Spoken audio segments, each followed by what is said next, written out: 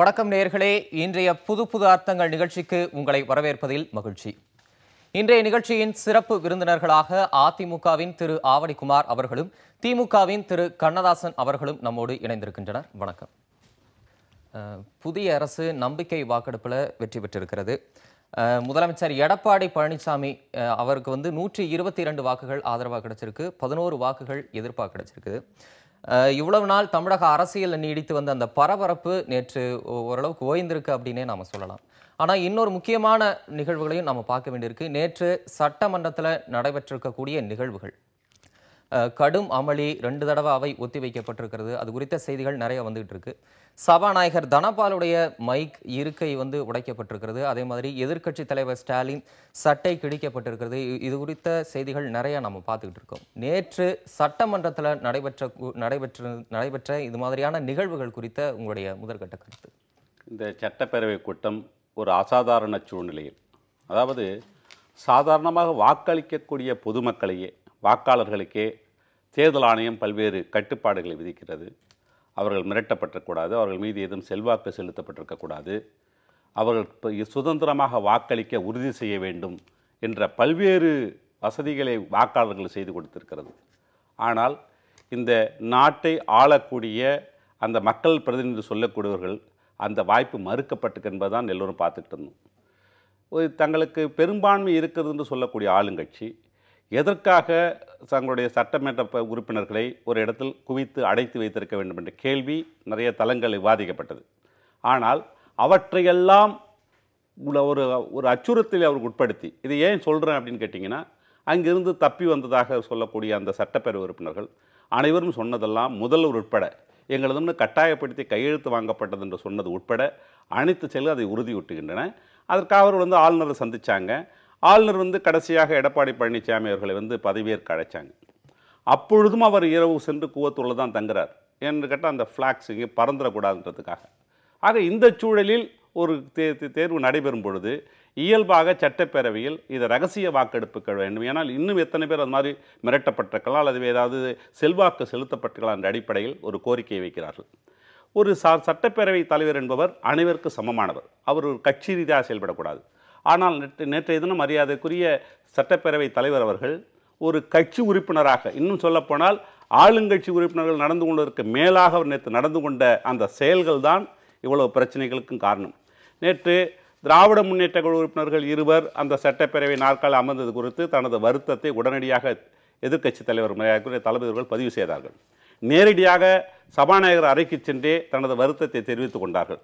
அந்த பிரச்சனை அதோடு முடிந்திருக்க வேண்டும். அது விதிகளுக்கு உட்பட்டு சட்டசபை விதிகள் 122 படி 2-3 நாட்கள் ஒத்தி வையுங்கள், அந்த உறுப்பினர்களுக்கு வாய்ப்பு கொடுங்கள் என்று கேட்டால் நேரடியாக அடைத்து வைக்கப்பட்ட இடத்திலிருந்து உள்ளே வரைக்கிறாங்க. நேற்று நீங்கள் எல்லாம் பார்த்துருப்பீங்க.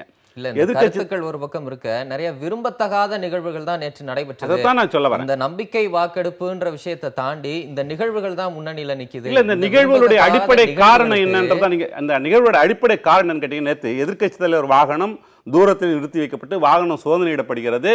அவர் உள்ள நடந்து செல்கிறார். ஆனால் அமைச்சருடைய வாகனங்கள், சட்டப்பேரவையில் எல்லாரும் ஒன்று தான், அமைச்சருடைய வாகனங்களில் 10 பேராக ஏற்றி வரப்பட்டு உள்ளே கொண்டு வராங்க. ஏன் அந்த இடத்துல கூட உறுப்பினர்கள் வெளியே வரத்துக்கு வாய்ப்பு இல்லை அப்படின்றதான் அந்த கேள்வி. அதனால தான் இவர்கள் மிரட்டப்பட்டுக்கலாம் என்ற அடிப்படையில் தான் ரகசிய வாக்கெடுப்பு கேட்டாங்க. ஆனால் அதுக்கு விளக்கம் சொல்ல வேண்டிய சபாநாயகர் அவரும் ஒரு அதிமுக உறுப்பினராகத்தான் நேற்று நடந்து கொண்டாரே தவிர அவர் உண்மையிலே ஒரு பேரவைத்தலைவர் நடந்து கொள்ளாதான் இந்த பிரச்சனைகளுக்கான காரணமாக இருந்தது. நம்ம தொடர்ந்து பேசலாம். திரு ஆவடிக்குமார், நேற்று எடப்பாடி பழனிசாமி தலைமையிலான அரசு வெற்றி பெற்றிருக்கிறது. ஆனால் அதை தாண்டி இந்த விரும்பத்தகாத நிகழ்வுகள் தான் அதிக அளவில் பேசப்பட்டு இருக்கு. நேற்று சட்டமன்ற வரலாற்றில் ஏறக்குறைய ஒரு 29 ஆண்டு காலம் கழித்து இது மாதிரியான ஒரு கடும் ரகளை அமளி ஏற்பட்டிருக்கு. இது ஒரு நல்ல விஷயம் இல்லை அப்படின்னு சொல்றாங்க. நேற்று நடைபெற்ற அந்த நிகழ்வுகள் குறித்து உங்களுடைய கருத்து? இல்லை, நல்ல விஷயம் இல்லைன்றதை நாங்களும் ஏற்றுக்கிறோம். ஆனால் அந்த விஷயத்துக்கு காரணம் யாருன்றதை நீங்கள் பார்க்கணும். 2வது மரியாதைக்குரிய வழக்கறிஞர் கண்ணதாசன் ஒரு சிறந்த வழக்கறிஞர். இன்றைக்கும் அந்த துறை வழக்கறிஞர் பணிகளை தொடர்ச்சியாக செய்து கொண்டிருப்பவர். ஆனால் அவர் சொல்கிறது எனக்கு விந்தையாக இருக்குது. என்னென்னா, கடத்தப்பட்டார்கள் அல்லது அடைத்து வைக்கப்பட்டிருக்கார்கள் என்ற குற்றச்சாட்டுக்கள் நீதிமன்றத்துக்கு கொண்டு சென்று நீதிமன்றம் விசாரணை செய்து அதை ஏற்றுக்கொள்ளவில்லை என்பதற்கு பிறகு ஒரு வழக்கறிஞர் என்ற முறையில் இன்றைக்கு அவர் அதை மறுபடியும் வலியுறுத்துகிறார் என்பது ஒரு வழக்கறிஞராக இருந்துக்கிட்டு அவர் செய்கிறாருன்றது தான் எனக்கு வேதனையாக இருக்குது. மற்றவர்கள் செய்கிறாங்க, அவங்க சட்டம் தெரியாதுன்னு கூட சொல்லிடுவாங்க. ஆனால் ஒரு நீதிமன்றம் விசாரணை செய்து அதில் உண்மை இல்லை என்று தெளிவுபடுத்தியதற்கு பிறகு அடைத்து வைத்திருக்கிறார்கள் என்று சொல்லுவது என்பது சரியானதல்ல. ரெண்டாவது, அவர்கள் கட்டுப்பட்டவர்கள்தான், கட்சிக்கு கட்டுப்பட்டவர்கள். ஏன் திமுக உறுப்பினர்களுக்கு வெப் உத்தரவு பிறப்பிக்கப்படவில்லையா? அவர்கள் அதை கட்டுப்பட்டு தான் அங்கே இருந்தாங்க. அவர்கள் இன்றைக்கு ஒவ்வொருவரையும் நம்முடைய ஜனநாயகம் என்பது கட்சி சார்ந்த ஜனநாயகம்.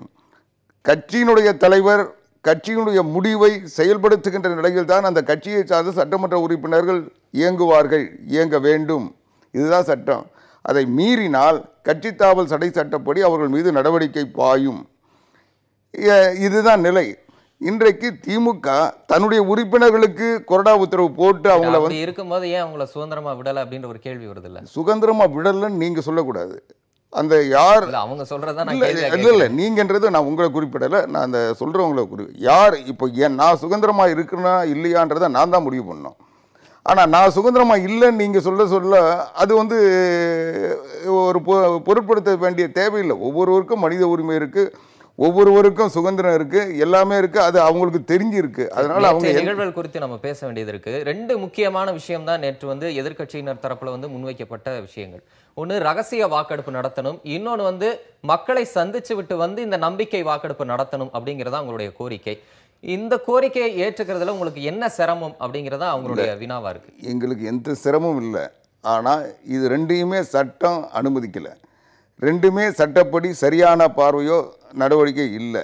நீங்கள் ரெண்டு கேள்வியை சொல்கிறீங்க. ரகசிய வாக்கெடுப்பு திமுக பல முறை ஆட்சி செய்திருக்கிறது, பல முறை வாக்கெடுப்புகளை சந்தித்திருக்கிறது. எந்த வாக்கெடுப்பிலாவது இப்படிப்பட்ட ரகசியத்தன்மை இதைவிட அதிகமான பிரச்சனை 1972 புரட்சித் தலைவர் எம்ஜிஆர் நம்பிக்கையில்லா தீர்மானம் கொண்ட நிகழ்வின் போதும் சரி, நடந்து கொண்ட முறையில் 2 சபாநாயகரை வைத்து சபையை நடத்திய காலத்திலும் சரி, அன்றைக்கு அதற்கு பிறகு 1988 PH பாண்டியன் வானளாவிய அதிகாரம் இருக்கிறது என்று சொல்லி சட்டமன்றத்தில் புரட்சித் தலைவி அம்மா அவர்கள் தலைமையில் இருந்த 33 உறுப்பினர்களை உள்ள வரவிடாமல் வாக்கெடுப்பு நடத்தின காட்சிகள்லாம் நாங்கள் பார்த்துருக்கோம். அதனால் இன்னும் சொல்லப்போனால் புரட்சித் தலைவர் எம்ஜிஆர் மீது வெளியாட்களை வைத்துக்கொண்டு பார்வையாளர்கள் என்ற பெயரில் அவர்களை பார்வையாளர் அறைகளில் வைத்துக்கொண்டு அவர்கள் மீது செருப்பு வீசிய காட்சிகள், அவரை விரட்டிய காட்சிகள்லாம் பார்த்துருக்காங்க. அதனால் இதையெல்லாம் செய்து ஜனநாயக படுகொலை செய்வதை மட்டும் சட்டமன்ற ஜனநாயகத்தை குடிதோண்டி புதைத்த திமுக இன்னைக்கு ஏதோ ஜனநாயகத்தின் பாதுகாவலர் போல, சட்டமன்றத்தினுடைய பாதுகாவலர் போல இந்த கோரிக்கை எழுப்பி இதன் மூலமாக சபாநாயகரை எந்த அளவுக்கு இழிவாகவும் மலிவாகவும் அவரை தனிப்பட்ட முறையில் தாக்குவதும், அவருடைய ஜாதியை அல்லது அவருடைய சமுதாயத்தை கேவலப்படுத்துகின்ற வகையில் அவரை துன்புறுத்துவதும் நேற்றைக்கு பார்த்திருக்கோம். அந்த 122 பேர் எங்களுக்கு ஆதரவு நீங்க சொல்லும் போது ஏன் நீங்க ரகசிய வாக்கெடுப்பு போல, அது உங்க அச்சத்தை தான் வெளிப்படுத்துது அப்படிங்கிறது தான் கேள்வி. இன்னைக்கு 1952 முதல் முறையாக இந்தியாவில் சுதந்திரம் பெற்றதற்கு பிறகு, இந்தியாவின் அரசியல் சட்டம் நடைமுறைக்கு வந்ததற்கு பிறகு வாக்கெடுப்பை சந்தித்த, நம்பிக்கை வாக்கை சந்தித்த முதல் மாநிலம் தமிழ்நாடு. இந்தியாவுக்கே முன்னுதாரணம். 1952 முதல் முறையாக அருப்புக்கோட்டை தொகுதியிலிருந்து காங்கிரஸ் வேட்பாளர் தோல்வியடைந்து பார்வர்ட் பிளாக் வேட்பாளர் வெற்றி பெற்றார் என்பதற்காக மூதறிஞர் ராஜாஜி அவர்கள் அன்றைக்கு முதலமைச்சராக இருந்தார். அவர் முதலமைச்சர் தன்னுடைய நம்பிக்கை வாக்கெடுப்பை அன்றைக்கு நடத்தினார். அதுதான் இந்த மாநில கட்சிகள் நம்பிக்கை வாக்கெடுப்பு கோருவதற்கு முன் உதாரணம். முதல் அன்னையிலிருந்து இன்றைக்கு வரைக்கும் எத்தனையோ வாக்கெடுப்புகள் நடந்திருக்கு, எத்தனையோ மாநிலங்கள் நடந்திருக்கு. எந்த மாநிலத்தில் ரகசிய வாக்கெடுப்பு நடந்திருக்கு? அல்லது தமிழ்நாட்டில் ரகசிய வாக்கெடுப்பு என்பது என்ன? வாக்கெடுப்பே ரகசியம்தான். வாக்கெடுப்பு அறிவிக்கப்பட்டவுடன், மணி ஒலித்தவுடன் அறைகள் சாத்தப்படும். ஒரு உறுப்பினர் வெளியே இருந்தால் கூட உள்ளே வர முடியாது, உள்ளே இருக்கிற உறுப்பினர் வெளியே போக முடியாது. அங்கே இருக்கின்றவர்கள் இன்னும் சொல்ல போனால் இன்றைக்கு ஒவ்வொரு உறுப்பினரும் யாருக்கு வாக்களிக்கிறார்கள், எந்த கட்சி உறுப்பினர்கள் கட்சி மாறல் தடை சட்டப்படி கண்காணிக்கப்பட வேண்டியவர்கள். எனவே இது கட்சியை மாறி வாக்களித்ததால் கட்சி மாறல், மற்றபடி ஒவ்வொரு உறுப்பினருக்கும் மனசாட்சிப்படி வாக்களிக்கின்ற உரிமை இல்லை, கட்சியை சார்ந்து வாக்களிக்க வேண்டும். அதுதான் இன்றைக்கு இருக்கின்ற சட்டமன்ற ஜனநாயகம். இது வந்து ஆளும் அதிமுக கட்சியில ஏற்பட்டிருக்கக்கூடிய ஒரு குழப்பம். அதிமுக 2 அணிகளா பிரிஞ்சு செயல்படுறாங்க. இந்த சமயத்துல திமுக செயல் தலைவர் மு.க. ஸ்டாலின் 2 அணிகளுக்குமே எங்களுடைய ஆதரவு இல்லை, ஆனா எடப்பாடி பழனிசாமிக்கு எதிராக நாங்க வந்து வாக்களிப்போம் அப்படின்னு சொல்லி முடிச்சிட்டாங்க. இது அதிமுக உட்கட்சி குழப்பம். இதுல வந்து ஓபிஎஸ் அணியா அமைதியா இருக்கும்போது திமுக தான் நேற்றைய சட்டமன்றத்துல அதிக அளவுல கடும் அமளியில ஈடுபட்டாங்க, ரகளையில ஈடுபட்டாங்கன்ற செய்திகள்லாம் நம்ம பார்க்க முடியுது. இதனால திமுக என்ன சொல்ல வர்றாங்க, இதுல அவங்களுக்கு உள்நோக்கம் இருக்கு அப்படின்ற ஒரு குற்றச்சாட்டு இருக்கு. தவறான குற்றச்சாட்டு. அதுக்கு முன்பாக 2 விஷயங்களுக்கு நான் நண்பர் குமார் அவர்களுக்கு பதில் சொல்ல விரும்புகிறேன். அவர் வந்து நீதிமன்ற தீர்ப்பு கூவத்தூரில் அடைக்கப்பட்டவர்களை பற்றி சொன்னார். நீதிமன்ற தீர்ப்பை இவர்கள் எப்படியெல்லாம் மதித்தவர்கள் என்பதை வரலாறு காட்டும். குன்கா தீர்ப்புக்கு அப்புறமும் சரி, இப்போ உச்சநீதிமன்ற தீர்ப்பு, அவங்க உச்சநீதிமன்ற தீர்ப்பை ஏற்றுக்கிறாங்கன்னா எனக்கு அதை பற்றி நான் பதில் சொல்ல தயாராக இல்லை. அடுத்ததாக இந்த கூவத்தூரில் வந்து விசாரணை என்ற பெயரில் 2 பேர்களாக, அதுவும் உள்ள காவல்துறை அனுமதிக்கப்படவில்லை, வெளியில 2 பேராக இவைகளை வைத்து முடிஞ்சு போச்சு. சுருக்கமாக தான் சொல்றேன், இது முடிஞ்சு போச்சு. இப்பொழுது திராவிட முன்னேற்ற கழகம் ஏன் அந்த நம்பிக்கை வாக்கெடுப்பின் மீது எதிராக வாக்களித்து என்பதற்கு காரணத்தை நாங்கள் பல தளங்களில் சொல்லியிருக்கோம். குறிப்பாக ஒரு ஊழல் செய்து தண்டிக்கப்பட்ட, இந்தியாவிலேயே முதலாக தேசிய கொடியில் போயிட்டு நேராக சிறைக்கு சென்ற ஒரு கட்சியினுடைய தலைவி, அதற்கு பிறகு அவருக்கு அடுத்து பொறுப்பெடுத்தவர், அவர்கள் இப்போ சிறையில் இருக்காங்க. இப்படி சிறையிலிருந்து அவர்கள் வழியில் நடப்பதாக உறுதி எடுத்துக்கொள் ஒரு ஆட்சி தொடர வேண்டுமா என்பதைத்தான் நாங்கள் கேட்கிறோம். அப்படி ஊழல் முத்திரை குத்தப்பட்ட, ஊழலுக்கு இலக்கணம் என்று வகுக்கப்படக்கூடிய ஒரு கட்சி, அந்த கட்சியினுடைய தலைமை தமிழகத்தில் ஒரு ஆட்சி செய்தால் எங்கிருந்து உத்தரவு வரும்? அவங்களுக்கு பரப்பனக்கர அரசியல் தான் உத்தரவு வரும். அப்படிப்பட்ட ஒரு ஆட்சி இங்கே தொடரக்கூடாது எங்களுடைய நிலை. இதில் என்ன உள்நோக்கம் இருக்குது? நாங்கள் தெளிவாக சொல்லிட்டோம், எங்களுக்கு ஓபிஎஸ் ஒன்று தான், சசிகலா அவர்களும் ஒன்று தான். உள்நோக்கம் ஏன் சொல்றாங்கன்னா, ஆளுநர் வந்து 15 நாள் அவகாசம் கொடுக்கிறார் எடப்பாடி பழனிசாமிக்கு நம்பிக்கை வாக்கெடுப்புல வந்து தன்னுடைய பெரும்பான்மையை நிரூபிக்க. ஆனா அந்த நேரம் திமுக செயல் தலைவர் ஸ்டாலின் அறிக்கையில குறிப்பிடக்கூடிய ஒரு விஷயம், இந்த 15 நாள் கால அவகாசம் அப்படிங்கிறது குதிரை பேரத்துக்கு வழிவகுக்கின்றாரு. நேற்று திமுக தரப்புல இருந்து வைக்கப்பட்ட 2 முக்கிய கோரிக்கையில ஒரு முக்கிய கோரிக்கை மக்களை சந்திச்சுட்டு வந்து வாக்கெடுப்பு, நம்பிக்கை வாக்கெடுப்பு நடத்தணும் அப்படிங்கிறது. அது மாதிரி ஒரு கருத்து, நேற்று ஒரு கருத்து. இந்த மாதிரி கருத்துல முரண்பாடான விஷயம் இருக்கு இல்லையா? இதுதான் உள்நோக்கத்துக்கு காரணம். தவறு. இந்த உள்ளே அடைத்து வைக்கப்பட்டிருப்பவர்கள் மிரட்டி வைக்கப்பட என்பது எல்லா மக்களுக்கும் தெரியும், அனைத்து மக்களும் தெரியும். சமூக வலைத்தளங்கள் இதை பார்த்துருக்கலாம்.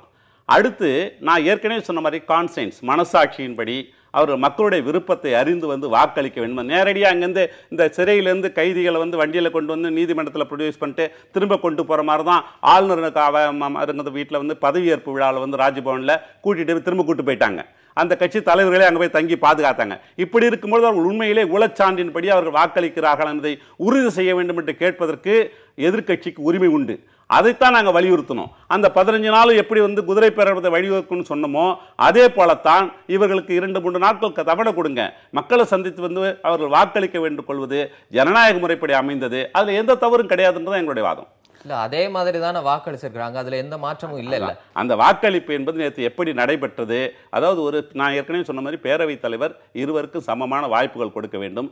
ஒரு ரீசனிங்னு சொல்லுவாங்க, சட்டப்பேரவைத் தலைவர் ஒரு நீதிபதி போன்றவர். அவர் வந்து ஒரு சொல்லும்போது காரணம் அவர் பிளாட்டண்டா மறுக்கிறார். அதுக்கு முன்பு நண்பர் ஆவடிக்குமார் வந்து ஒரு செய்தி ஒன்று சொன்னார், இந்த மாதிரி சாதி பேரை சொன்ன திராவிட முன்னேற்ற கழகத்தை பார்த்து இந்த மாதிரி சொல்றத மக்களே நம்ப மாட்டாங்க. அடுத்து நம்ம பேச வேண்டியது இருக்கு திரு ஆவடிக்குமார். அதாவது மரியாதைக்குரிய வழக்கறிஞர் கண்ணதாசன் அவர் போகிற போக்கில் ஒரு கடுமையான கொடுமையான ஒரு வார்த்தையை பயன்படுத்தினார்.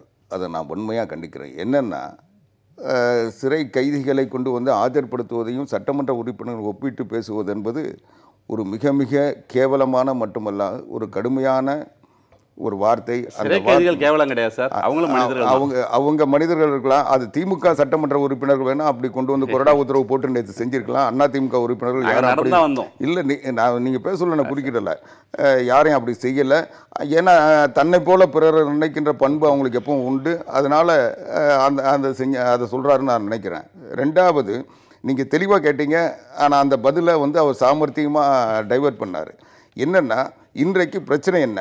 அனைத்து இந்திய அண்ணா திராவிட முன்னேற்ற கழகத்தின் சட்டமன்ற கட்சி தலைவர் யார், அல்லது அனைத்து இந்திய அண்ணா திராவிட முன்னேற்ற கழகத்தின் சட்டமன்ற உறுப்பினர்களின் நம்பிக்கையை பெற்றவர் யார்? அதுதான் பிரச்சனை. அதுக்கு தான் நேற்று இன்றைக்கு ஓ பன்னீர்செல்வம் அவர்கள் முதலமைச்சராக இருந்தார். அவருக்கு அனைத்து இந்திய அண்ணா திராவிட முன்னேற்ற கழகம் ஆதரவை தரவில்லை, சட்டமன்ற உறுப்பினர்கள் ஆதரவு இல்லை, வேறொருவரை சட்டமன்ற கட்சி தலைவராக தேர்ந்தெடுத்தார்கள். எடப்பாடி பழனிசாமி அவர்கள் சட்டமன்ற உறுப்பினராக சட்டமன்ற உறுப்பினர்கள் குழு தலைவராக தேர்ந்தெடுக்கப்பட்டு ஆளுநரிடம் நம்பிக்கை அமைச்சரவை அமைக்க உரிமை கோரினார். அமைச்சரவை ஆளுநர் அதை ஏற்றுக்கொண்டு உங்கள் நம்பிக்கையை 15 நாட்களுக்குள் சட்டமன்றத்தில் நிரூபியுங்கள் என்று சொன்னார். ஏனென்றால் ஆளுநர் மாளிகையில் அணிவகுப்பு நடத்த முடியாது, ஆட்களை எண்ணி பார்க்கக்கூடாது என்று உச்சநீதிமன்றத்தின் தீர்ப்பு இருந்த காரணத்தால் அவர் முறையாக சட்டமன்றத்தில் அதை நிரூபிக்க வேண்டும் என்று சொன்னார். அதை செய்வதற்கு 15 நாட்கள் நிபந்தனை விதித்தார். இன்னொரு விஷயம் இருக்கு, இவ்வளவு சீக்கிரமா நம்பிக்கை வாக்கெடுப்பு நடத்துறதுக்கு நான் முடிக்கிறேன். நீங்க கேட்கறதுக்கு முன்னே நான் சொல்ல வரேன். 15 நாட்கள் நிபந்தனை விதித்தார். நாங்கள் 15 நாள் கழித்து செய்கிறதா தான் இருந்தோம், ஒரு 10 நாள் கழித்து செய்யலாம் தான் இருந்தோம். உடனடியாக எதிர்க்கட்சி தலைவர் ஸ்டாலின் 15 நாட்கள் கழித்து செய்தால் குதிரை பேரம் நடைபெறும், அதுவரை சட்டமன்ற உறுப்பினர்களை வளைப்பதற்கு அவகாசம் இவ்வளவு தேவையா என்ற கேள்வியை, சந்தேகத்தை எழுப்பியவர் ஸ்டாலின். அவர் எழுப்பியதான் இது இல்ல. நீங்க ஒரு அச்சமான சூழ்நிலையில் ஒரு அமைச்சரவை இயங்க முடியாது. ஏனென்றால் இன்னும் 15 நாட்களுக்குள் பட்ஜெட் தாக்கல் செய்ய வேண்டும். பல பிரச்சனைகள் இருக்கு. ஒரு நம்பிக்கை வாக்கு பெறாமல் உடனடியாக முழுமையாக இயங்க முடியாது, அதற்குரிய அவகாசம் இல்லை என்ற காரணத்தால் நேற்றைக்கு நம்பிக்கை வாக்கெடுப்பை நாங்கள் சந்தித்தோம். இதில் அனைத்து இந்திய அண்ணா திராவிட முன்னேற்ற கழகம் சொன்ன எடப்பாடி பழனிசாமி அவர்கள் தலைமையை முதலமைச்சராக அவரை ஏற்றுக்கொண்டவர்கள், நாங்கள் சொன்ன எண்ணிக்கை அப்படியே வந்தது. எதிர்த்தவர்கள் எண்ணிக்கை 11 பேர் இருந்தாங்க, அது வந்தது. இதுல திமுகவுக்கு என்ன பிரச்சனை? திமுக எப்பவும் எதிர்கட்சியா இருந்து அதை இயங்க வேண்டிய எங்களுக்குள்ள பல பரீட்சை. இதில் யார் சொல்லுவது சரி என்ற நிலை, அதை தான் நாங்கள் நிரூபிச்சிருக்கோம். இதுல ஏன் இவங்க போய் சபாநாயகர் சேர்ல உட்கார்ந்துக்கிட்டு சபாநாயகர் மைக்க புடுங்குறாங்க? இதுல இருக்கு. ஏற்கனவே திருமதி சசிகலா வந்து 1991 வந்து சபாநாயகரா சேலப்பட்டி முத்தையா இருக்கும்போது துணை சபாநாயகர் இருக்கையில அமர வைக்கப்பட்டாங்க. அந்த வரலாறும் இருக்கு. நம்ம அப்புறம் பேசலாம், நம்ம தொடர்ந்து பேசலாம். திரு கண்ணதாசன், இன்னொரு முக்கியமான நிகழ்வை நம்ம பார்க்க வேண்டியிருக்கு. திராவிட கழக தலைவர் திரு கி வீரமணி வந்து ஒரு அறிக்கை விட்டிருக்கிறார். நேற்று நடைபெற்றிருக்கக்கூடிய நிகழ்வு திமுக தலைவர் கருணாநிதி சட்டப்பேரவையில் இருந்திருந்தா இது மாதிரியான நிகழ்வுகள் நடந்திருக்காது அப்படின்ற இதுல ஒரு அறிக்கை விட்டிருக்கிறார். திமுக தலைவர் கருணாநிதி, திமுக செயல் தலைவர் ஸ்டாலின், இந்த இருவருடைய செயல்பாடுகள்லையும் நிறைய வித்தியாசங்கள் இருக்கு, வேறுபாடுகள் இருக்கு அப்படிங்கிற துணியில இந்த அறிக்கை இருக்கு. இந்த அறிக்கையை நம்ம எப்படி எடுத்துக்கிறது? இல்லை, சுப்பிரமணிய சாமி பேசுறதுக்கும் வீரமணி அவர்கள் பேசுறதுக்கும் நாங்கள் பெரிய வித்தியாசத்தை பார்க்கல. ஏன்னு கேட்டிங்கன்னா, அவர் வந்து ஒரு திராவிட ஆட்சி அப்படின்லாம் ஒரு இதை சொல்றார். திகாவும் திமுகவும் இரட்டை குடல் துப்பாக்கி இருந்தது, பணங்காட்டினர்கள், சலசலப்புகள். இன்றைக்கு வந்து இவர் வந்து ஜெயலலிதா அவர்களுக்கு தன்னை பார்ப்பனத்து என்று சட்டப்பேரவையிலே பெருமையாக சொல்லி கொண்ட ஜெயலலிதா அவர்களுக்கு ஒரு சமூக நீதி காத்த வீராங்கனை எல்லாம் போய் அரவணைத்தாரோ, அதுக்கு அப்பொழுதே நாங்கள் அவருடைய சமூக நீதி காத்த வீராங்கனைன்னு பட்டம் கொடுத்ததுக்கு அப்புறம் தான் இரட்டை குடல் துப்பாக்கி பணங்காட்டினர்கள் நீங்க சொல்லிருக்கோம். இப்போ சொல்லலை, பெரியார் காலத்திலேருந்து அதை சொல்லிட்டு இருக்கிறோம். இன்னும் அவர்களை நாங்கள் வந்து ஒரு பகுத்தறிவு பெரியக்கமாக மதித்து கொண்டிருக்கிறோம். ஆனால் அவர் எப்படி சூழ்நிலைக்கு தகுந்த மாதிரி மாறிக்கொள்ளாருன்னு எங்களுக்கு நான் விளக்கம் சொல்லவில்லை. ஆனால் மரியாதைக்குரிய தலைவர் அவர்களுடைய அந்த வழிகாட்டுதலில், தலைவருடைய அந்த வழியில் இன்னமும் தலைவர் நடைமுறை எங்களுக்கு தெரியும். ஏன்னா நாங்கள் வந்து அவங்க வந்து ஒரு சாதாரண தேர்தலில் போட்டியிடாத ஒரு இயக்கம். அது திராவிட முன்னேற்றங்கள் அரசியலில் மக்களோடு இருக்கக்கூடிய ஒரு இயக்கம். இந்த மக்களுடைய உணர்வுகளை மிக தெரிந்து தான் தளபதி அவர்கள் அடியெடுத்து வைக்கிறார். அந்த அடிப்படையில் தான் எங்களுடைய அரசியல் பாதை நாங்கள் வகுத்துக்கிட்டு இருக்கிறோம்.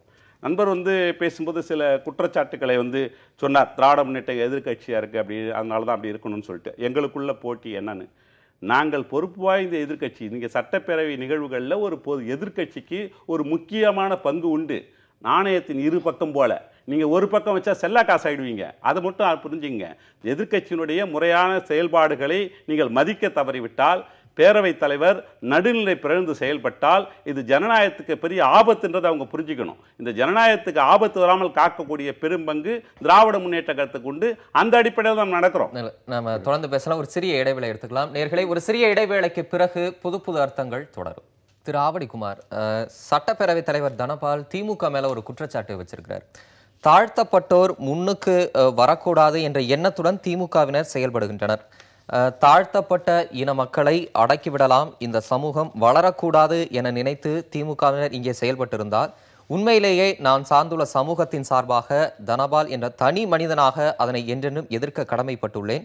சுதந்திரம் பெற்று 69 ஆண்டுகள் ஆன பின்பும் தாழ்த்தப்பட்ட சமூகம் முன்னுக்கு வரக்கூடாது, அந்த சமுதாயத்தை சார்ந்த எவரும் உயர் பதவியில் இருக்கக்கூடாது என்ற எண்ண ஓட்டத்தின் வெளிப்பாடாக இங்கு நடந்த நிகழ்வுகளை நான் பார்க்கிறேன் அப்படின்னு ஒரு குற்றச்சாட்டு வச்சிருக்கிறார். அதுதான் இது முழுக்க அதுக்கு முன்னால் மரியாதைக்குரிய வழக்கறிஞர் கண்ணதாசன் அவர் சொன்னதுக்கு நான் பதில் சொல்லி ஆகணும். அவர் என்ன சொன்னார், திராவிட கழக தலைவர் வீரமணியை பற்றி சொல்லுகின்ற போது அவர் ஒரு பெருந்தன்மையான அறிக்கை தான் விட்டிருந்தார். இந்த நிலை வந்திருக்காதுன்னு தான் சொன்னார். அதுக்கு என்ன காரணம்னா, நேற்றைய தினம் திமுக சட்டமன்றத்தில் நடந்து கொண்ட நிகழ்வுகள் மட்டும் இல்லை, அதை ஏற்றுக்கொண்டு எதிர்க்கட்சி தலைவர் ஸ்டாலின் அவர்கள் வருத்தம் தெரிவித்ததையும் சேர்த்து தான். இது வருத்தம் தெரிவித்தது அவர் சாதாரணமாக நினைச்சிடலாம். ஆனால் அந்த நிலை ஏன் வந்ததுன்றது அவங்களுடைய செயல்பாட்டிற்கு ஏற்பட்ட அல்லது அவருடைய நடவடிக்கைகள் ஏற்பட்ட ஒரு பின்னடைவாக அவர் நினைச்சிருப்பாருன்னு பார்த்தேன். அதை நினைக்காததுனால அவருடைய வீரமணி அவர்களுடைய அந்த வருத்தம் அவருக்கு புரியல. அடுத்து ரெண்டாவது, பேரவைத் தலைவர் குற்றச்சாட்டு வச்சிருக்கிறார். பேரவைத் தலைவர் இல்ல, நாணயத்தின் இரு பக்கம் எதிர்க்கட்சி ஆளுங்கட்சியின் இப்போ அதுதான் பிரச்சனையே. நாணயத்திற்கு ஒரு பக்கம் சரியா இருக்கு, ஆளுங்கட்சியா இருக்கு. அந்த எதிர்க்கட்சின்ற இன்னொரு பக்கத்தை அபகரிக்கிறதுக்கு இன்னொரு முயற்சி நடந்தது. இப்போ அதிமுகவுக்கும் பன்னீர்செல்வம் கோஷ்டிக்கும் தான் பிரச்சனை என்ற நிலை இருந்தது. இது எங்க நம்ம தனிமைப்படுத்தப்பட்டு விடுமோ இல்ல நமக்கு போட்டி வந்துருமோன்ற பயத்துல திமுக நான் முடிச்சிட்டேன். அந்த பயத்துல நேற்று வரைக்கும் அதிமுகவுக்கும் பன்னீர்செல்வத்துக்கும் தான் பிரச்சனை இருக்க மாதிரி தோற்றம் ஊடகங்களாலையும் மற்றவர்களாலும் பேசப்பட்டது. நேற்றில இருந்து அதை சரியான சமநிலைக்கு கொண்டு வந்து இப்போ அதிமுக திமுக இடத்துக்கு கொண்டு வந்துட்டாங்க.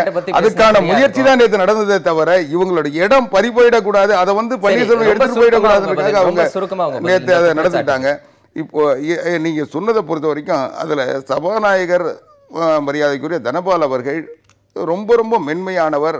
அவர் பல நேரங்களில் அவர் தேர்தலில் போட்டியிடுகின்ற பொழுது கூட அனைத்து இந்திய அண்ணா திராவிட முன்னேற்ற கழகத்தில் அவர் போட்டியிடுகின்ற பொழுது சங்கரகிரி தொகுதியில் அங்கே இருக்கிறவங்கெல்லாம் இவர் எங்களை அணுகலை அப்படின்னு சொல்லி புரட்சித் தலைவர் அம்மா அவர்களிடம் சொன்னபோது கூட அவர் எனக்கு அவர் பிரச்சாரத்துக்கு போனால் சாப்பாடு கூட வாங்கி தர மாட்டேன்றாருன்னு சொல்லி அவங்க சொன்னப்போ அவங்க கூப்பிட்டு புரட்சித் தலைவர் அம்மா அவர்கள் அவரை கேட்டாங்க. இதெல்லாம் பழைய இல்லை கேட்ட உடனே நான் ஒரு தாழ்த்தப்பட்ட சமுதாயத்தில் மிக மிக தாழ்த்தப்பட்டவர்களில் தாழ்த்தப்பட்டவனாக இருக்கின்ற காரணத்தால் நான் என்னுடைய சாப்பாட்டை சாப்பிடுவதற்கு கூட மற்றவர்கள் விரும்பாத சூழ்நிலையில் நான் என்ன செய்ய முடியும்னு கேட்ட உடனே அவங்கள உடனடியாக அவர் வெற்றி பெற்று வந்தவுடன் உணவுத்துறை அமைச்சராக்கி தமிழ்நாட்டுக்கே சாப்பாடு தர்ற நிலைக்கு கொண்டு வந்த ஒரு புரட்சி தலைவர். நேற்று நடைபெற்ற அதனால் நான் முடிக்கிறேன்.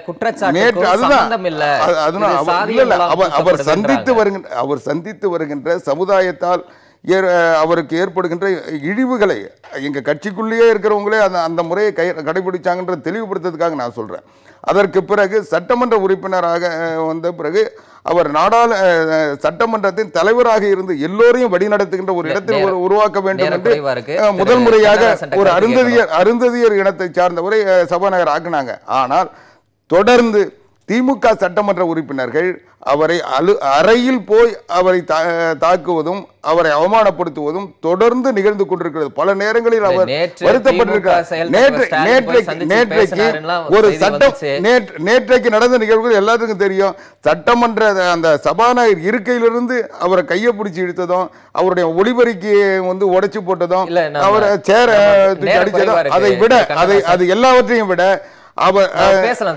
அவருடைய சட்டையை கிழித்ததும் சாதிய மூலம் இதுக்கு பூசப்படுது அப்படின்ற ஒரு பார்வை இருக்கு. திமுகவினர் மேலதான் ஒரு பெரிய குற்றச்சாட்டை வைக்கிறாங்க. யாரும் முன்னுக்கு வரக்கூடாதுன்னு திமுகவினர் நினைக்கிறாங்களா? அப்படி நினைச்சா நான் அதை எதிர்க்க கடமைப்பட்டு இருக்கிறேன்னு ரொம்ப கடுமையான வார்த்தை பிரயோகம் கூட திரு தனபால் பயன்படுத்தியிருக்கிறார். பேரவைத் தலைவர் அவர்கள் ஒரு மோசமான விளையாட்டை ஆரம்பித்திருக்கிறார்.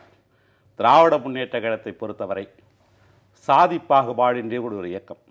திராவிட முன்னேற்ற கழக கட்சி அமைப்பிலேயே ஒரு பதவியில் கண்டிப்பாக ஒரு தாழ்த்தப்பட்ட பழங்குடியினப்பட்டிருந்தது இருக்க என்பது விதி. அதே போல திராவிட முன்னேற்ற கழகம் எப்படி உயர் பதவிகளிலெல்லாம் சட்ட நீதித்துறையிலாகட்டும் ஒரு தாழ்த்தப்பட்டவரை உச்சநீதிமன்ற நீதிபதியாகட்டும் அல்லது சட்டப்பேரவை நாடாளுமன்ற தலைவர் சபாநாயகராக ஒரு தாழ்த்தப்பட்டவராகட்டும் அல்லது ஒரு ஜனாதிபதியாகட்டும் இவர்களுக்கெல்லாம் முன்னின்று வழிநடந்த திராவிட முன்னேற்ற கழகம். இன்னும் சொல்லப்போனால் தலைவர் கலைஞர் அவர்கள் ஒரு தாழ்த்தப்பட்ட இனத்திலேயே ஒரு சம்பந்தம் செய்திருக்கக்கூடிய ஒரு நிகழ்வையும் நாங்கள் ஒப்பிட்டு பார்க்கணும். இதை போல திராவிட முன்னேற்ற கழகம் இவங்க சொல்கிறாங்க இப்போ புதுசாக இப்போ வந்து தனபால இவங்க பாதுகாக்கிற மாதிரி அவர்கள் கட்சியிலேயே அவர் வந்து இந்த மாதிரி சாதி பிரச்சனை செய்யப்பட்டார்னு அவங்க தலைவீட்டை முறையிட்டு அழுது தான் அவர் ஒத்துக்கிறார். இரண்டாவதாக அதைத்தான் அவர் சொல்லியிருப்பார் திமுக செஞ்சாங்கன்னு. திராவிட முன்னேற்ற கழகத்தை பொறுத்தவரை இதே அருந்ததி இடத்துக்கு 3% உள்ஒதுக்கீடு கொடுத்து சமுதாயத்தில் தாழ்ந்து கிடந்தவர்களை மேல் தூக்கி கொண்டு வந்தது அருந்ததி சமுதாய திராவிட முன்னேற்ற கழகம். அதே போல் அந்த அருந்ததி சமுதாயத்தை சேர்ந்த திரு வி.பி. துரைசாமி அவர்களுக்கு துணை சபாநாயகர் பதவி கொடுத்து பார்த்தோம் திராவிட முன்னேற்ற கழகம். அதனால எங்களுக்கு இந்த சாதி பாகுபாடு திராவிடம் கிடையாது. தாழ்த்தப்பட்ட சமூக பிரச்சனைகள்ல இந்த 2 திராவிட கட்சிகளுமே வந்து ஒரு முறையான சரியான நிலைப்பாட்டை எடுக்கிறதுல அரசியல் தான் பண்றாங்க. இப்போ உதாரணத்துக்கு அதிமுக ஆட்சியில் நடைபெற்ற அந்த மரணமாக இருந்தாலும் இளவரசன், கோகுல்ராஜ், அந்த உடுமலைப்பேட்டை சங்கர், விஷ்ணுபிரியா, இந்த மரண வழக்குகள் எல்லாத்துலேயுமே வந்து ஒரு சரியான நிலைப்பாட்டை 2 திராவிட கட்சிகளுமே எடுக்கலை. திமுக வந்து ஒரு சமூக நீதி இயக்கம்னு தன்னை அடையாளப்படுத்தி கொண்டாலும் அதுக்குண்டான வரலாறுகள் அதுக்கு முன்னாடி இருந்தாலும் இந்த விவகாரங்களில் அதனுடைய நிலைப்பாடு வந்து சரியானதா இல்லை அப்படின்னு தானே சொல்கிறாங்க. இல்லை சில சாதிய பிரச்சனைகளில் வந்து அதில் தலையிட்டு நிச்சயமாக இப்படிப்பட்ட தாழ்த்தப்பட்ட படுகிடத்திற்கான கொடுமைகளை திராவிட முன்னேற்றம் என்றையும் கண்டித்து வந்திருக்கிறது. ஆனால் சில மோதலில் ஒரு நிகழ்ச்சிகள் நடைபெறும் பொழுது அதில் போய் ஒரு குறிப்பிட்ட சாராருக்காக இருக்க முடியாது. யார் தவறு செய்தாலும் அதை கண்டிக்கக்கூடிய தன்மைப்பட்ட திராவிட முன்னேற்ற கழகம். அதில் வந்து எந்த ஒரு தவறான குற்றச்சாட்டு திராவிட முன்னேற்றத்தை பொறுத்தவரை. ஆனால் எங்களை பொறுத்தவரை இந்த சபாநாயகர் சொல்லியிருக்கிறார் பார்த்தீங்களா, அவர் நேற்று பேசிய பேச்சுக்கள் அனைத்தும் அவர் ஏதோ வந்து பொதுக்கூட்ட மேடையில் அதிமுக பொதுக்கூட்ட மேடையில் பேசுவது போல பேசிட்டு இருந்தார். அதை எல்லாரும் பார்த்துட்டு இருந்தாங்க. அப்படிப்பட்ட ஒருவர் எப்படி ஒரு நேர்மையான நடுநிலை தவறாத பேரவைத் தலைவராக இருந்திருக்க முடியும்? இவங்க சொன்னாங்க சபாநாயகருடைய மாண்பை குறைச்சிட்டாங்கன்ட்டு. நீங்கள் ஏற்கனவே சொல்லியிருக்கீங்க. நீங்கள் குறிப்பிட்டாலும் நான் திரும்ப குறிப்பிட்டு சொல்கிறேன். அந்த துணை சபாநாயகர் பேசுறதுல வந்து உறுப்பினர்கள் சசிகலா உட்கார வச்சு பார்த்தவங்க தானே இவங்க. அப்பயே அந்த மாண்பு கெட்டு போச்சு. 2வது மேலே உடைச்சிட்டாங்க அப்படிலாம் சொன்னார். இந்த நிகழ்வுகள் நடந்த பிறகு பேரவைத் தலைவர் அறைக்கே சென்று வருத்தம் தெரிவிச்சுட்டு வரார். வருத்தம் தெரிவித்து வந்த பிறகு திரும்பி அவனுக்கு கருத்துக்களை வலியுறுத்துறாங்க இந்த மாதிரி தருவீங்கன்னு சொல்லிட்டு. அதற்கும் அவர் எந்த விதமான விளக்கம் சொல்லாத காரணத்தினால தான் கட்டாயமாக வெளியேற்றப்படும் போது காவல்துறை வைத்து உயர் அதிகாரிகள் வந்து சீருடையில் வந்து வெளியேற்றாங்க. ஆக நேற்று திட்டமிட்டு ஆளுங்கட்சியர்களை வெளியேற்றி விட்டு தான் அந்த நம்பிக்கை வாக்கப்பட்டது. இதற்கு உடந்தையாக பேரவைத் தலைவர் இருந்தார் தான் குற்றச்சாட்டு. திரு ஆவடிக்குமார், இந்த குற்றச்சாட்டை தாண்டி இன்னும் சில விஷயங்கள் இதுக்கு ஒரே ஒரு வரியில பதில் சொல்றேன். ஒரு வரியில இவர் ஆரம்பத்தில் என்ன சொன்னாரு? திமுக ஜாதிய பாகுபாடுகளுக்கு அப்பாற்பட்ட கட்சின்னாரு. ஆனால் அதுக்கு முன்ன பேசல என்ன சொன்னார்? புரட்சி தலைவி அம்மா அவர்கள் ஒரு பார்ப்பனிய சமுதாயத்தை சார்ந்தவர் என்பதால் அவரை வீரமணி அவர்கள் சமூக நீதி காத்த வீராங்கனை என்று சொன்னதே தவறுன்னு சொன்னார். ஆக அதுதான் திமுகவினுடைய ஜாதி பாகுபாடு இல்லாத நிலை. இந்த இப்ப சமீப காலமா நடந்த இந்த ஆணவ படுகொலைகள் எல்லாமே அதிமுக ஆட்சியில தான் நடந்திருக்கு. அது இளவரசனா இருந்தாலும், உடுமலைப்பேட்டை சங்கரா இருந்தாலும், கோகுல்ராஜா இருந்தாலும், விஷ்ணுபிரியா மரணமாக இருந்தாலும், இந்த ஆணவ படுகொலைகள் எல்லாமே அதிமுக ஆட்சியில தான் இருக்கு.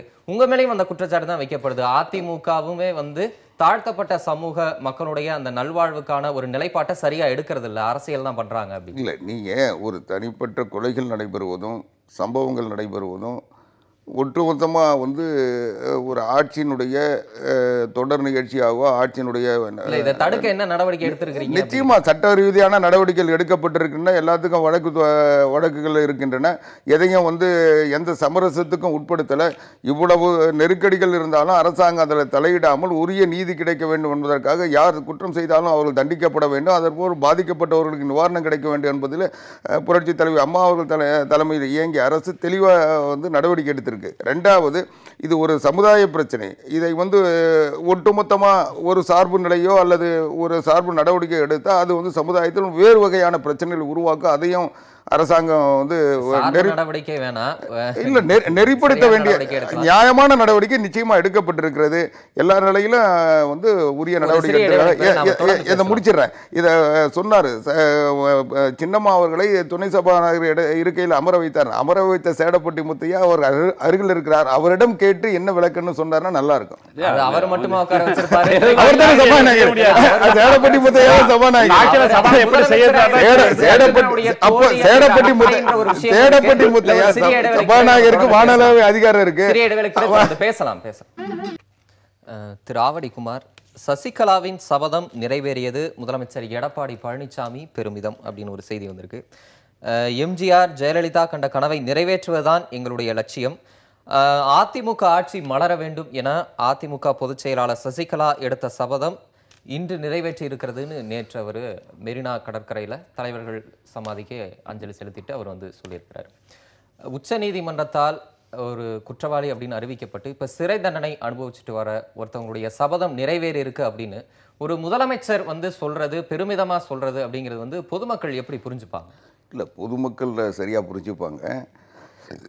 அனைத்து இந்திய அண்ணா திராவிட முன்னேற்ற கழகத்தை பொறுத்தளவில் புரட்சித் தலைவி அம்மா அவர்களுடைய திட்டங்களை, புரட்சித் தலைவி அம்மா அவர்கள் வகுத்த வழிமுறைகளை பின்பற்றி செயல்படுத்துவதுதான் அனைத்து இந்திய அண்ணா திராவிட முன்னேற்ற கழகத்தில் இருக்கின்ற ஒவ்வொரு தொண்டனுடைய கடமை. புரட்சித் தலைவி அம்மா அவர்களுக்கு நாங்கள் காட்டுகின்ற விசுவாசம். நீங்கள் புரட்சித் தலைவி அம்மா அவர்களை இந்த வழக்கினுடைய தீர்ப்பின் அடிப்படையில் விமர்சிப்பதற்கு மற்றவர்களுக்கு வாய்ப்பு இருக்கிறது என்பதை நான் மறுக்கவில்லை. ஆனால் அனைத்து இந்திய அண்ணா திராவிட முன்னேற்ற கழகத்தை சார்ந்தவர்கள் அதை விமர்சிக்கின்ற பொழுது அதை தடுக்க வேண்டிய கடமையும் எங்களுக்கு இருக்கிறது.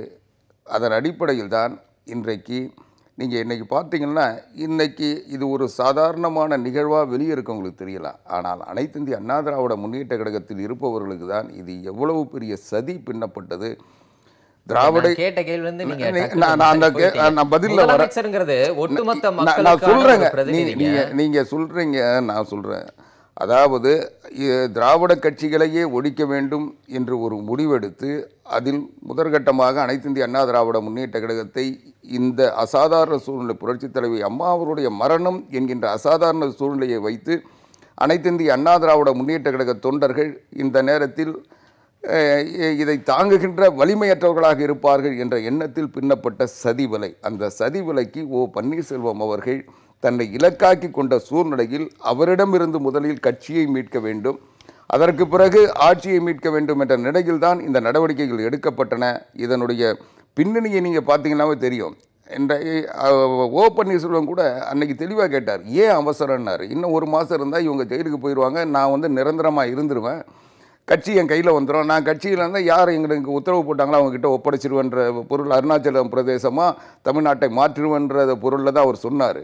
அதனால் இது அருணாச்சல பிரதேசம் இல்லை, இது தமிழ் மண். இந்த தமிழ் மண்ணில் அந்த குறுக்கு வழியில் அல்லது கொல்லைப்புற வழியாக பதவி ஆசை காட்டி ஒரு சிலர் பலியாகலாமே ஒழிய திராவிட இயக்க உணர்வுகளை யாரும் அழிக்க முடியாது என்பதை இன்றைக்கு நிரூபிச்சிருக்கோம். இன்னைக்கு முதலமைச்சர்ங்கிறது ஒட்டுமொத்த மக்கள்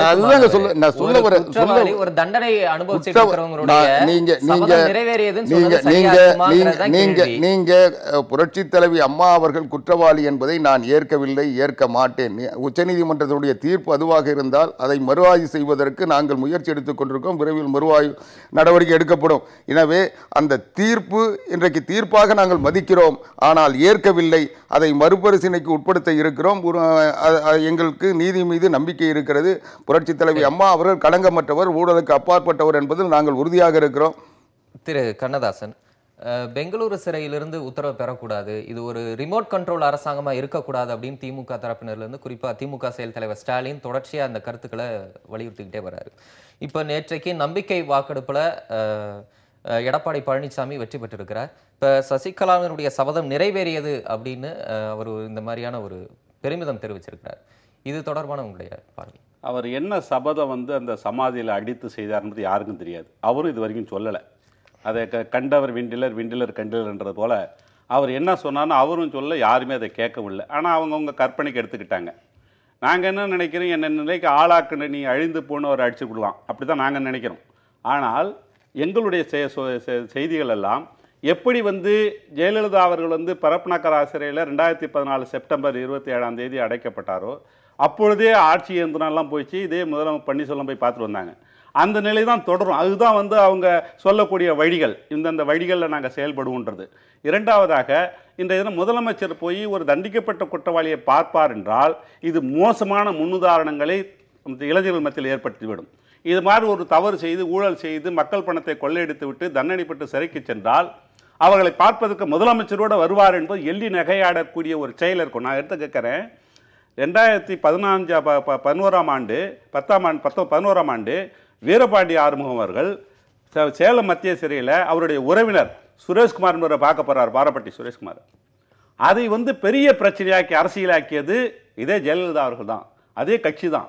என்ன சொன்னாங்க, ஒரு குற்றவாளி போய் பார்க்க போகலாமான்னு கேட்டாங்க. இப்போ அவர் விசாரணை சிறைவாசி, அந்த வழக்கிலிருந்து விடுதலையும் பெற்றுட்டார்.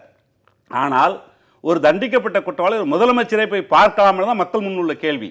இவர் எதன் அடிப்படையில் அவங்க வழியில் நடக்கிறேன்னு சொல்லும் பொழுது அவர் ஒத்துழைப்பு அடிப்படை நடப்பாங்க. அதனால தமிழகம் இன்னமும் மோசமான ஒரு கீழ்த்தரமான நிலைக்கு போகின்றதை நான் சொல்றேன். திரு ஆவடிக்குமார், நேற்றைய நம்பிக்கை வாக்கெடுப்புல எடப்பாடி பழனிசாமி அரசு வெற்றி பெற்றிருந்தாலும் இன்னொரு முக்கியமான ஒரு கேள்வி எழுப்பப்படுது. 118 தான் பெரும்பான்மைக்குரிய அந்த எண். அதுக்கு அதிகமாக வெறும் 4 பேர் மட்டும்தான் இருக்கிறாங்க. 122 பேர் ஆதரவில் தான் இந்த அரசு இப்போ செயல்பட்டு இருக்கு. பெரும்பான்மையை விட ஒரு 4 மட்டும்தான் எண்ணிக்கையில் அதிகம் இருக்கு. முழுமையான ஆட்சி காலத்தை இந்த அரசு நிறைவேற்றுமா அப்படின்னு ஒரு கேள்வி எழுப்பப்படுது. நிச்சயமாக உறுதியாக தன்னுடைய எஞ்சிய காலத்தை இந்த சட்டமன்றம் இயங்கும். அனைத்து இந்திய அண்ணா திராவிட முன்னேற்ற கழக ஆட்சி நிலைக்கும். இதற்கு பிறகு அடுத்த தேர்தலில் வெற்றி பெறுவோம். நீங்கள் உதாரணத்தை பார்த்தீங்கன்னா, புரட்சித் தலைவர் எம்ஜிஆர் 119 பேரை வச்சுக்கிட்டு ஆட்சி நடத்தியிருக்காரு. அதை போலவே ஒரு 91 பேரை வச்சுக்கிட்டு திமுக ஆட்சி நடத்திருக்கு. அதையெல்லாம் நீங்கள் ஒப்பிட்டு பார்க்காம, இது